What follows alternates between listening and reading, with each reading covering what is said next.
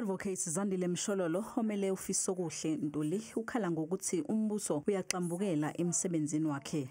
Lokhu kulandela ukuthi umshushisi uRoni Sibanda ekhale ngokuthi uMshololo ugudla iguma.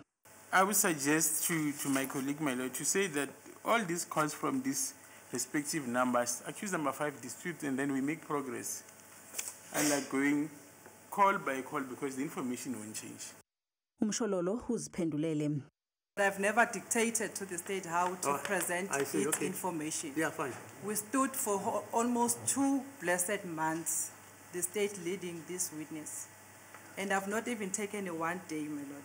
I'm just towards the end of this exhibit. And the state. Okay.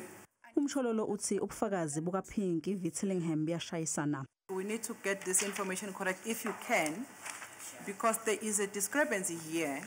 And then we want to know how come you just extracted out of this voluminous document these 2 paragraphs.